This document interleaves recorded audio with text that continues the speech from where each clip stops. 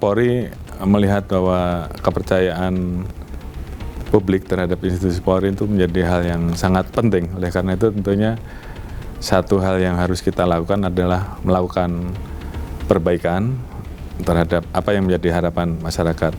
Perbaikan ke dalam tentunya kita mulai dari perbaikan struktural, kemudian instrumental, dan tentunya yang paling utama adalah kultur ya. Halo pemirsa, saya Aiman Wicaksono. Hari inilah kesempatan yang sangat istimewa di Hari Bayangkara.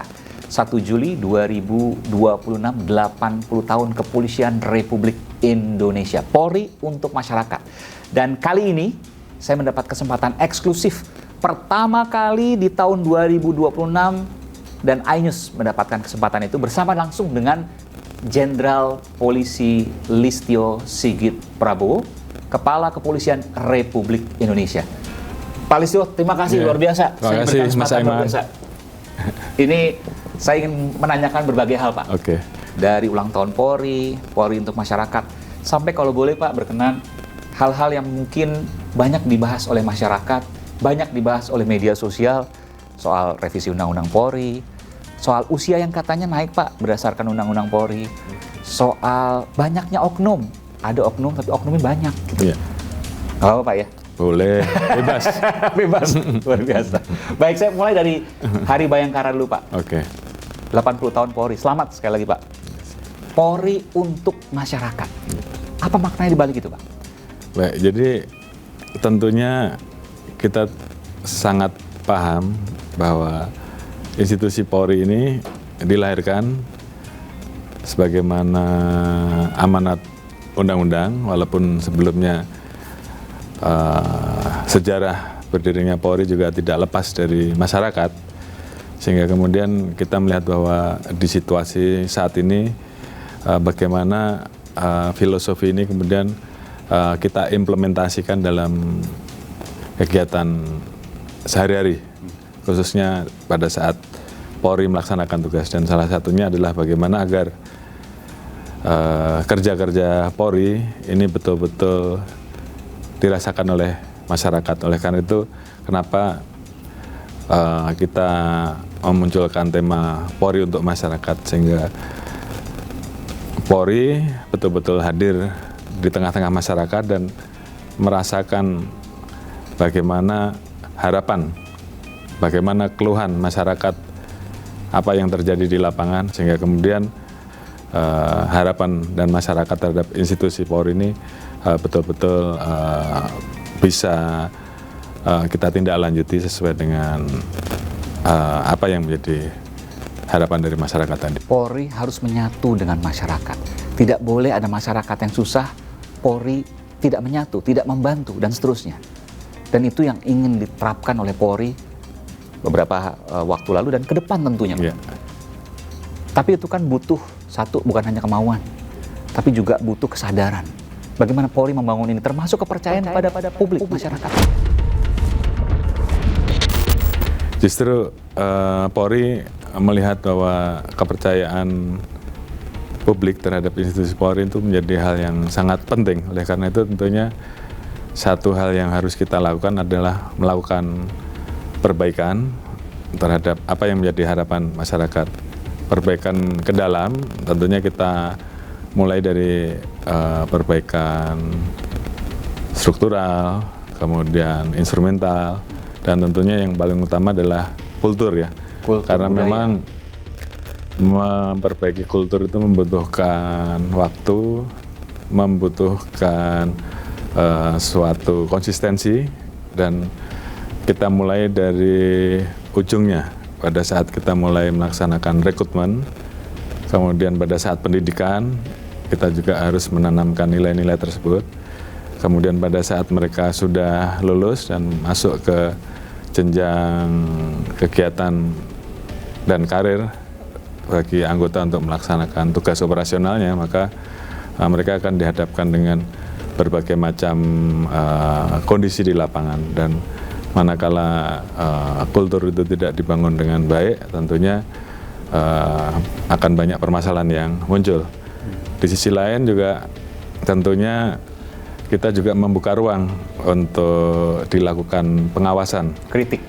Kritik baik dari masyarakat langsung, apalagi saat ini kita sudah masuk di era digital ya, sehingga kemudian setiap peristiwa yang terjadi, baik peristiwa yang baik ataupun yang buruk, tentunya akan berdampak pada institusi. Oleh karena itu tentunya kita berusaha untuk membuka ruang seluas-luasnya bagi masyarakat untuk ikut mengawasi Polri, membuka ruang bagi rekan-rekan dari mitra, apakah itu dari DPR, dari Ombudsman, ataukah dari Kompolnas sendiri, dan selama ini sudah terjalin satu komunikasi sehingga setiap ada permasalahan mereka bisa mengadu pada kita membuka kanal-kanal tersebut. Polri juga tentunya membuka ruang pengawasan yang lebih luas. Misalkan Propam saat ini memiliki program QR Code Propam Polri, di mana ini kita pasang di tempat-tempat yang sering dikunjungi oleh publik, sehingga kemudian pada saat ada masyarakat yang mungkin melihat Polri ada yang melanggar. Atau tiba-tiba dia jadi ingat, oh saya tuh waktu kemarin lapor ke sini, misalnya ke Polsek ini untuk Polres ini ada sesuatu, nah saya lapor di situ. Ya, salah satunya bisa seperti itu, sehingga kemudian ruang-ruang digital yang ada ini kita manfaatkan untuk kemudian menjadi tempat mengadu. Segala macam hal bisa disampaikan di situ, mulai dari hanya sekedar mungkin chatting begitu ya, sampai dengan kita membuka ruang pengaduan secara langsung melalui Zoom meeting. Oh, Zoom meeting? Zoom meeting pun kita berikan, apakah untuk pelayanan terkait dengan masalah pengaduan, atau mungkin misalkan terkait dengan masalah penegakan hukum yang kira-kira berlarut-larut dan kemudian perlu disampaikan. Kita juga membuka ruang konsultasi di reserse. Dan tidak perlu harus hadir, dia bisa lewat Zoom meeting. Dirasa nanti mereka memang harus hadir, kita pun juga memberikan ruang pelayanan tersebut. Jadi itu bagian dari kami untuk terus melakukan perbaikan dan evaluasi. Artinya pasti ditindaklanjuti? Dari beberapa laporan yang ada. Berapa boleh tahu Pak? Misalnya masuk kurang lebih? Kurang lebih terkait dengan 10.000 ada misalnya dalam waktu sebulan? Propam ya, tahun 2025 kemarin tuh ada kurang lebih 19.830, hampir 20.000 lah. Setahun itu ya? Iya, luar biasa itu. Selama 2025. Anggotanya cukup Pak untuk nanganin itu Pak? Ya, kemarin 83% lah terproses. Yang lain tentunya harus didalami apakah ini masuk atau tidak. Kemudian di reserse juga ini baru saja kita mulai di tahun 2026 Mei kemarin. Sampai saat ini juga ada kurang lebih 1.400 yang sudah berkonsultasi, kurang lebih 1.333 sudah bisa diproses, sehingga kemudian angka-angka ini tentunya terus kita lakukan evaluasi, mana yang kurang kita lakukan perbaikan. Intinya bagaimana membuat masyarakat tidak merasa ada jarak dengan polisi, baik pada saat dia mau mengadu terkait dengan keluhannya, ataupun mengadu karena di situasi lingkungannya mungkin merasa tidak aman, dan mungkin juga terkait dengan perilaku anggota. Kurang lebih seperti itu. Nah, saya masuk situ Pak. Artinya 83% luar biasa itu Pak. Itu tentu ada feedback juga dari mereka ya. Apakah puas angkanya 1, 2, 3, 4, 5 kalau skala 5 misalnya. Kalau dilihat survei, polisi ini hampir selalu bagus. Angkanya bahkan terakhir menyentuh angka 79, hampir 80%. Tapi kalau kita lihat misalnya suara-suara di masyarakat, media sosial dan seterusnya, lalu kemudian itu oknum yang melakukan. Kalau kita lihat tadi setahun ada hampir 20.000, ya mungkin masyarakat nggak salah juga menganggap itu oknumnya banyak. Bagaimana Bapak menjawab ini kepada masyarakat? Jadi saya kira memang kita butuh keterbukaan ya, bahwa terkait dengan informasi ataupun mungkin masyarakat memaknai bahwa oknumnya banyak, tentu seperti tadi saya sampaikan bahwa kita pun juga harus mengambil langkah, dan saya kira terkait dengan pelanggaran-pelanggaran yang ada, kita tidak pernah ragu-ragu ya untuk mengambil tindakan tegas, baik mulai dari hukuman yang sifatnya disiplin, kode etik, sampai dengan demosi dan bahkan PTDH, dan juga banyak yang kita proses pidana. Jadi itu merupakan bagian dari komitmen kita untuk kemudian bagaimana ini menimbulkan efek deteren terhadap potensi-potensi adanya kemungkinan muncul perilaku oknum. Sehingga kemudian kita juga harus ngambil langkah tegas. Harapan kita dengan tadi, di satu sisi kita membangun mindset baru, culture set yang baru, di satu sisi kita juga harus melakukan tindakan tegas tanpa pandang bulu. Jadi dua sisi ini kita harapkan akan membuat anggota-anggota kita kemudian juga lebih memilih untuk tidak melakukan pelanggaran dan lebih memilih untuk bagaimana melakukan hal-hal yang baik dan berkompetisi yang baik. Dan tentunya ini juga yang kita perhatikan, manakala juga kemudian anggota tersebut baik, tentunya kita berikan rewards.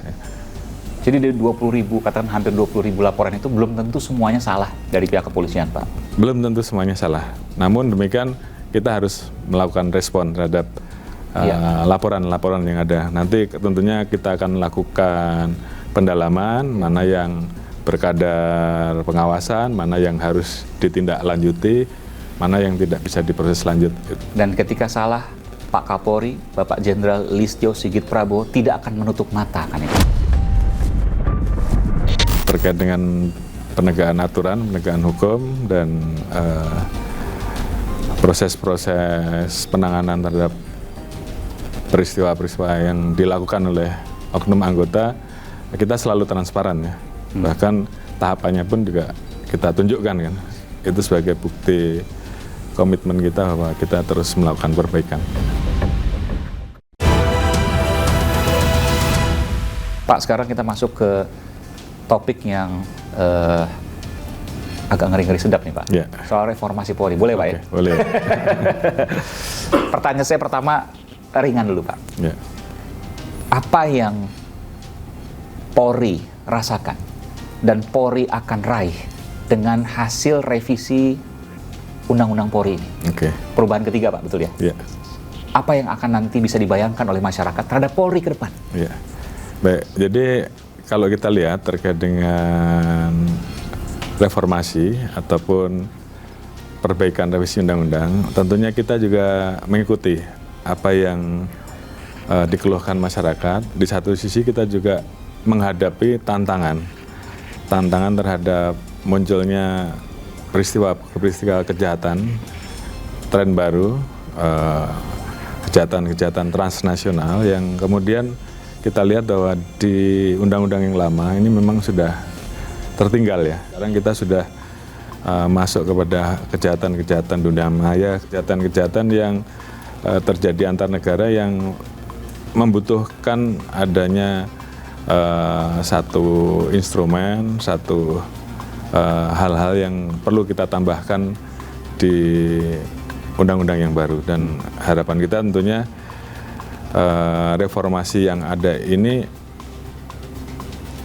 lebih pada posisi bagaimana agar kita bisa mengoptimalkan tugas pokok kita untuk bisa memberikan pelayanan yang lebih baik untuk masyarakat, baik di bidang Harkamtibmas, di bidang penegakan hukum, maupun tentunya di bidang perlindungan, pengayoman, dan pelayanan terhadap masyarakat. Dengan adanya undang-undang baru nanti, Polri, Bapak meyakini bahwa apa yang tadi Bapak sebutkan, Kamtibmas, keamanan ketertiban masyarakat, perlindungan dan pengayoman akan jauh lebih baik dibanding sebelumnya pada masyarakat? Ya, tentunya itu menjadi satu keharusan ya, karena memang undang-undang ini dibuat untuk institusi ini bisa lebih optimal di dalam melaksanakan tugasnya.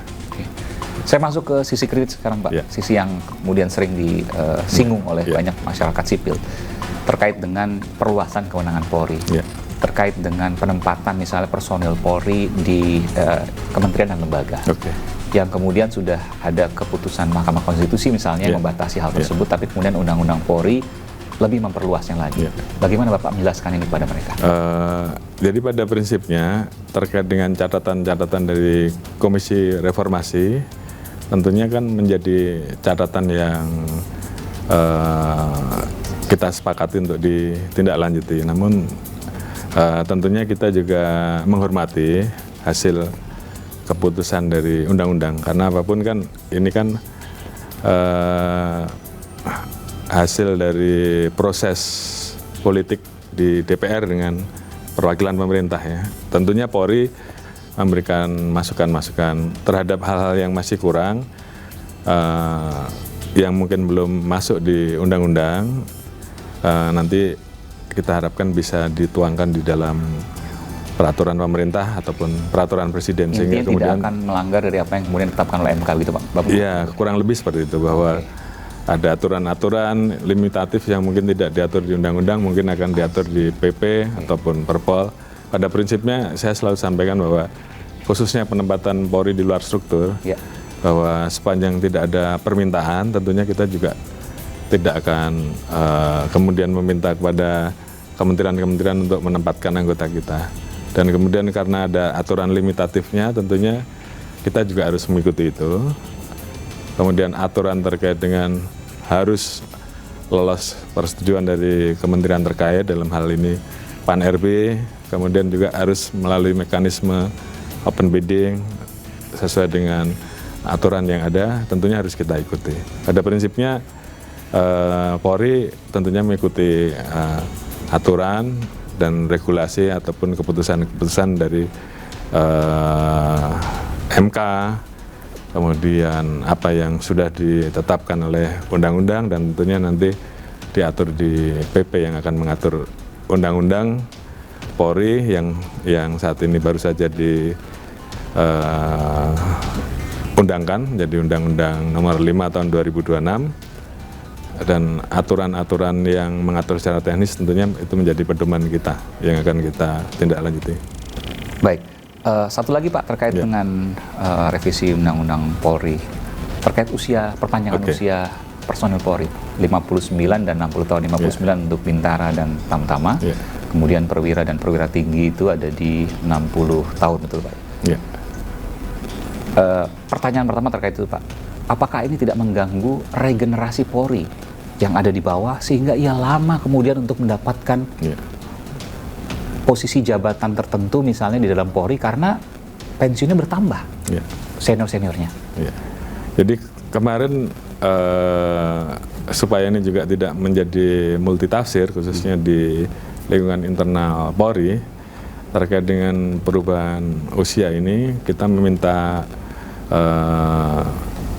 penjelasan langsung dari pemerintah. Kenapa usia pensiun kemudian menjadi diperpanjang, karena memang secara data WHO bahwa memang usia produktif itu sampai dengan usia 64. Kemudian tentunya oleh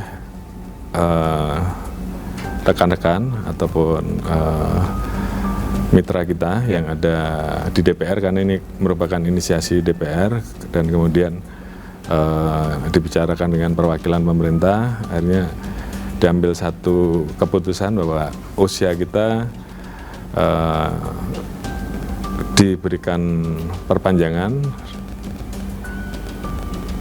59 dan 60. 59 untuk Bintara. Sebelumnya 58 ya Pak? Iya. Sebelumnya 58. Yang sebelumnya 58, semua menjadi 59 dan 60.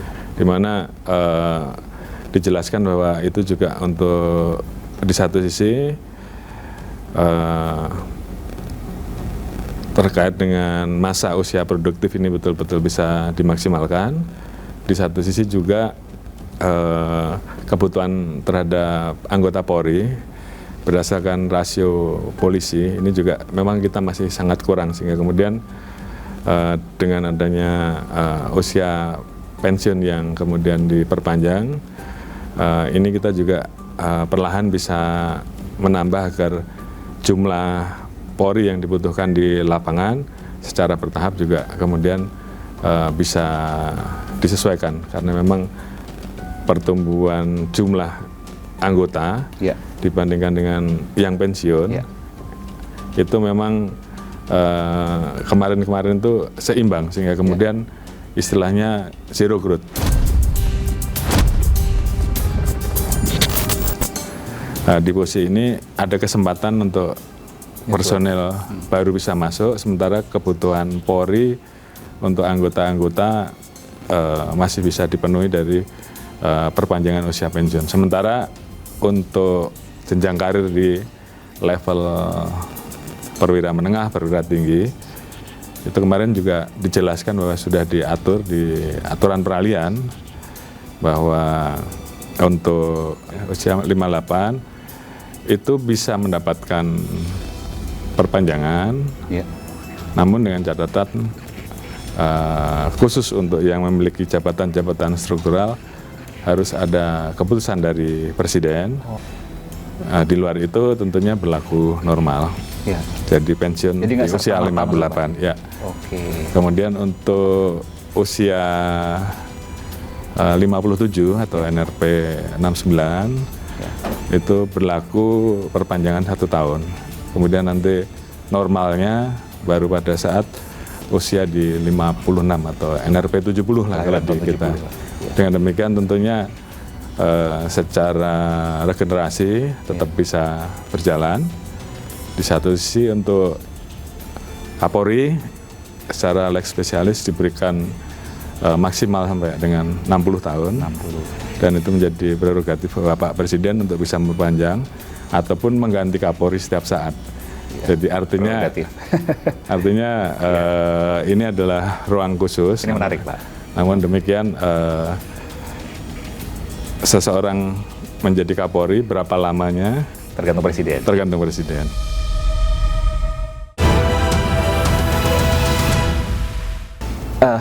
Dengan adanya revisi Undang-Undang Polri ini, Pak, tentu ini menjadi sebuah energi baru buat kepolisian. Tadi Bapak katakan bahwa ada kejahatan transnasional, terutama di bidang siber digital, yang punya menjadi tantangan.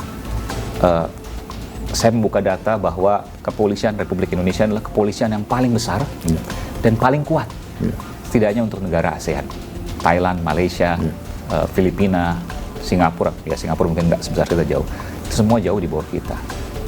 Artinya kalau kita bicara film Spider-Man itu, Pak, with the great powers comes great responsibilities. Kira-kira apa yang ada di bayangan Bapak terkait dengan revisi Undang-Undang Polri ini bagi masyarakat ke depan? Apa yang mungkin dibayangkan soal itu? Ya, kita melihat bahwa memang ancaman terhadap dunia cyber ya, khususnya dunia digital ini memang sesuatu yang menjadi tantangan besar ya, karena kita lihat bahwa dari sisi pengguna digital, pengguna internet ya, kita lihat bahwa masyarakat kita hampir 80,66% ya, atau sekitar 229 juta masyarakat kita menggunakan internet. Di satu sisi literasi digital kita masih sangat lemah ya, kita masih di angka 62%, di mana rata-rata angka ASEAN itu sekitar 70%. Artinya masyarakat kita sedang suka-sukanya menggunakan media sosial.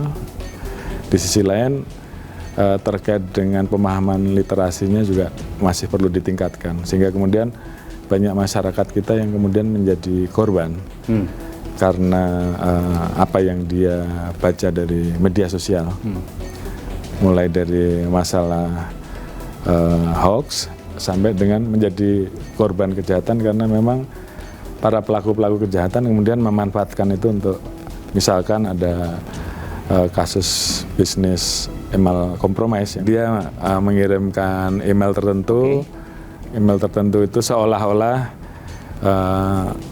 semacam alamat dari suatu perusahaan yang dia bisa transfer seperti itu. Dan ketika masyarakat kemudian percaya dengan itu, maka dia menjadi korban penipuan. Scam. Kurang lebih seperti itu. Ada juga yang model scamming dan juga beberapa kasus yang muncul email-email beredar penipuan. belakang. Hampir Ya, semua kita betul, mendapatkan itu. Betul. Jadi hal-hal seperti ini kan kemudian menjadi masalah. Di sisi lain juga terkait dengan masalah munculnya akhir-akhir ini penyebaran paham radikal ya, khususnya bagi anak-anak. Muda. Mungkin beberapa waktu yang lalu SMP, SMA mungkin? Iya, sempat terjadi ini saya baru peristiwa dengar ini, di SMA 72 ya waktu itu. Oke, Masih di ingat Kelapa kan Gading. bagaimana Iya. seseorang yang Iya, dibully itu di mengejutkan. lingkungannya, Betul. kemudian dia terpapar, dia belajar dari situ, Luar biasa. dan kemudian dia terinspirasi untuk melakukan, dan itu mirip persis dengan apa yang dia pelajari di media sosial yang dia ikuti. Jadi hal-hal seperti ini ke depan tentunya akan semakin banyak, sehingga tentunya selain penegakan hukum yang harus kita lakukan, di sisi lain literasi, edukasi, terus kemudian juga bagaimana kita mensosialisasikan kepada masyarakat bahwa ini adalah berita yang harus diklarifikasi kebenarannya. Kemudian hati-hati dengan hal-hal seperti ini tentunya harus terus kita lakukan. Ini karena ya ini pencapaian Polri dan tentu juga pihak-pihak terkait ya Pak. Ada juga BNPT dan juga TNI juga terkait dengan pemberantasan terorisme yang kita mungkin jarang dengar. Terakhir memang di SMA 72 itu. Jadi kita kadang kalau udah merasa aman lupa. Padahal itu sebenarnya sesungguhnya ancaman. Yang kita nggak pernah berpikir bahwa ada anak SMA yang bisa bikin ya bom kecil-kecilan lah begitu kurang lebih, yang kemudian bisa didapat melalui open source media sosial ataupun media Google lewat AI dan seterusnya. Tentu itu bisa menjadi ancaman. Proses itu tentu terus dilakukan dan Polri juga terus melakukan pemantauan terkait itu Pak ya untuk kenyamanan masyarakat. Terkait dengan ini Pak, no viral, no justice. Nah, tentu saya juga memahami, tentu itu bukan hal yang mudah karena banyak sekali kasus yang kemudian dilaporkan, banyak sekali kasus yang terjadi.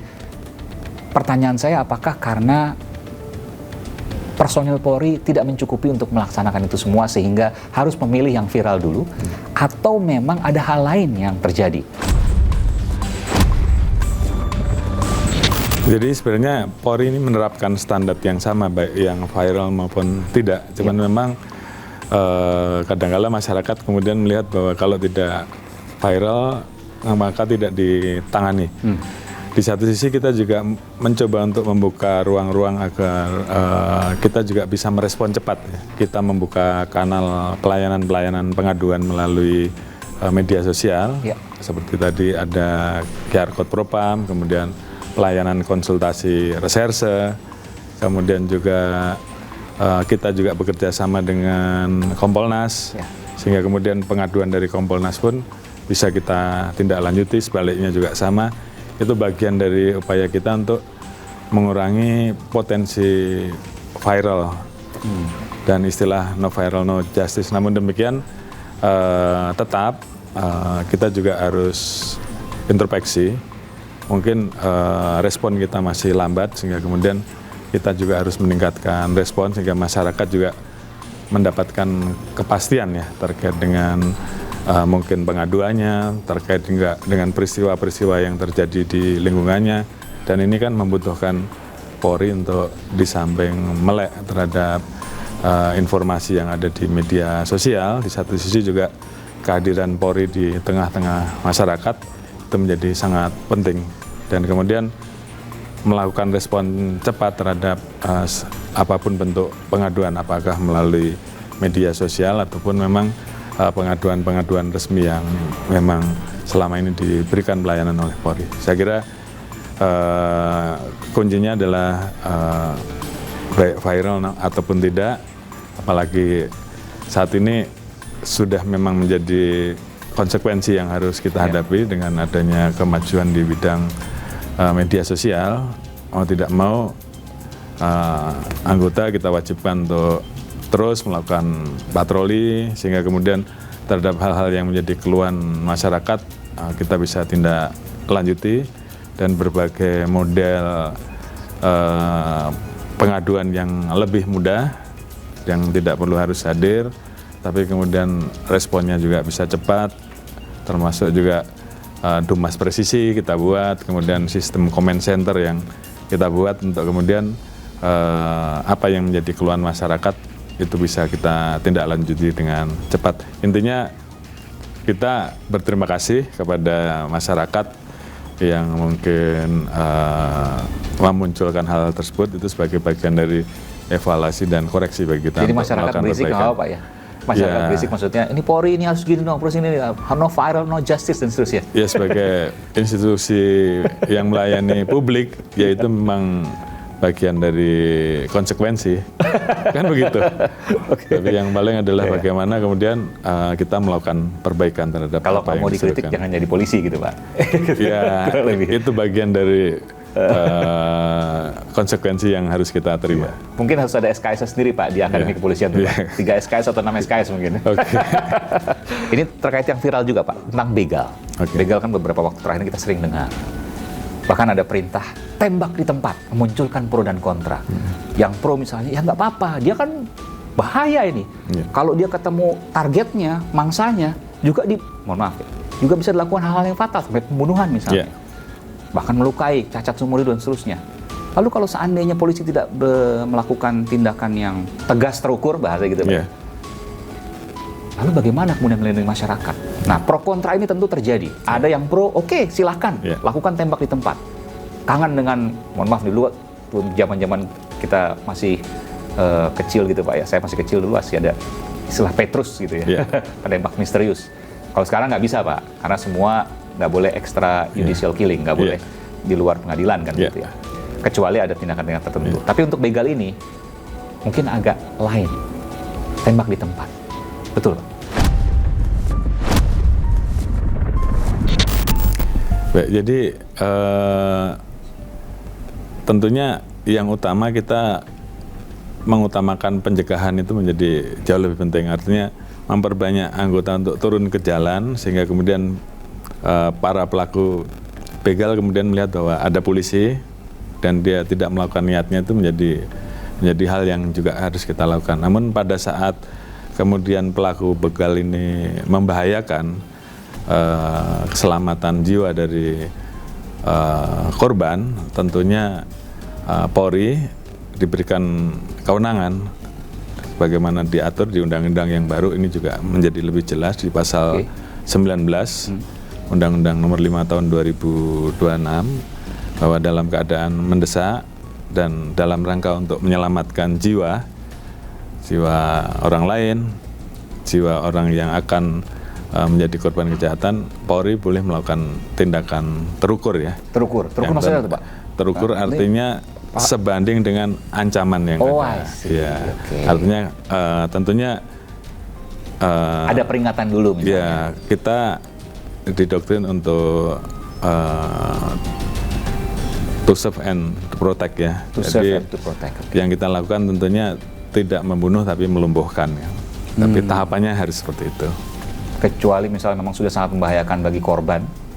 Ya, pilihannya tentunya pada saat memang korban misalkan ini mendapatkan ancaman terhadap jiwanya, karena mungkin dia akan kena tembak, diancam dengan tembakan, dan kalau tidak kita selamatkan maka itu menjadi korban, tentunya kita boleh ngambil langkah-langkah tadi. Tetapi tentunya tetap pilihan kita adalah tidak untuk mematikan, tapi untuk melumpuhkan, kurang lebih. Jadi ada peringatan seperti itu yang tidak serta-merta ya. Jadi kalau istilah tembak di tempat itu nggak tepat dong Pak ya sebenarnya? Ya, tembak di tempat kan bukan berarti kemudian terus harus dimatikan kan.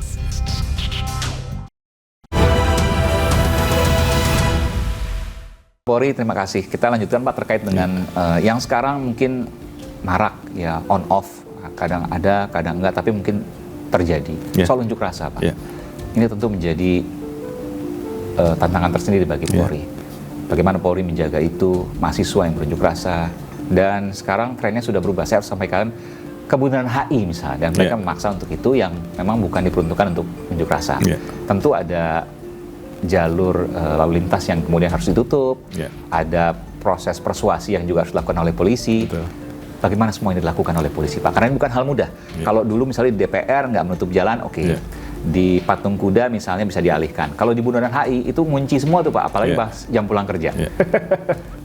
Baik, terima kasih. Jadi memang kebebasan masyarakat untuk mengemukakan pendapat tentunya ini kan menjadi bagian yang dilindungi juga oleh undang-undang. Oleh karena itu tentunya Polri juga memiliki kewajiban untuk mengamankan dari masyarakat yang akan menyampaikan aspirasi. Namun demikian juga tentunya kita juga harus mengingatkan ada hak dan kewajiban ya. Artinya hak masyarakat untuk melakukan atau menyampaikan pendapat, namun di sisi lain juga dia harus menghormati hak-hak masyarakat yang lain. Sehingga kemudian tentu kita harus kemudian mengatur suatu kesepakatan titik-titik mana yang kemudian di satu sisi kebebasan berekspresi itu tetap bisa dilakukan, namun di sisi lain juga bagaimana kita mengurangi potensi titik-titik yang tentunya akan berdampak mengganggu masyarakat lain. Ini memang butuh kemampuan untuk berkomunikasi. Ke depan tentunya kita ingin dorong bahwa ada satu ruang untuk menyampaikan kebebasan berekspresi yang disiapkan oleh pemerintah dalam hal ini, apakah itu pemerintah daerah ataukah pusat, sehingga itu menjadi semacam taman demokrasi begitu. Ya. Apa saja bisa disampaikan, namun di satu sisi juga tidak mengganggu masyarakat yang lain. Di satu sisi Polri terus melakukan pendekatan secara persuasif, artinya kita juga tidak mau kemudian kita harus berbenturan dengan adik-adik kita, saudara-saudara kita yang melaksanakan aksi demo. Tapi tentunya kita juga menghimbau agar aksi demo ini jangan sampai disusupi oleh para penumpang-penumpang yang memang menginginkan terjadinya chaos ataupun kerusuhan, dan itu kita jaga untuk bisa kita hindarkan. Jadi memang ini butuh proses, tentu kita harus jaga bersama bagaimana agar aksi ini bisa dilaksanakan dengan baik, pesannya sampai, tapi kemudian tidak memunculkan masalah baru, sehingga kemudian justru masalah utama yang akan dibawa di penyampaian pendapat itu kemudian tidak sampai, karena kemudian terjadi peristiwa-peristiwa baru yang peristiwa baru ini yang justru lebih besar daripada pesan-pesan yang akan diharapkan ada suara-suara yang terus kemudian bisa ditindaklanjuti oleh ya pesannya mau kemana kan gitu. Saya kira hal-hal seperti itu yang harus kita jaga. Betul. Okay. Terkait hal tadi Pak yang harus kita hindari, termasuk juga soal tudingan represivitas. Okay. Kita lihat di lapangan banyak terjadi gesekan. Kalau kita lihat juga di lapangan, saya juga sempat melihat juga ke lapangan bahwa penjagaan itu berlapis, mulai dari polisi yang umum, kemudian dilapis oleh Brimob yang merupakan pasukan tempur dalam tanda kutip Polri, lalu kemudian juga dibantu oleh pihak TNI. Tentu kan berbeda Pak cara penanganannya. Bagaimana menghindari aksi represif dari aparat kepada adik-adik mahasiswa atau siapapun yang berunjuk rasa.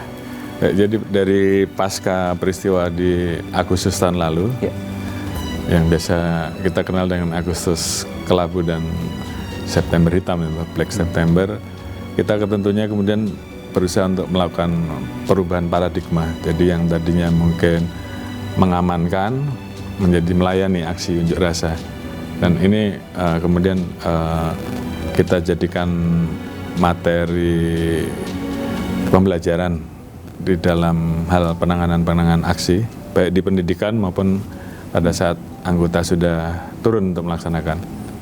Memang kita kemudian merubah pola ya, yang tadinya mungkin kita sejak awal sudah dalam posisi yang seperti menghadapi untuk mengamankan, kita lakukan pendekatan yang lebih humanis. Beberapa peristiwa saya kira terjadi beberapa waktu yang lalu, ada kerusuhan di Tual, namun alhamdulillah sempat terjadi kerusuhan di beberapa kota termasuk di Mabes Polri juga.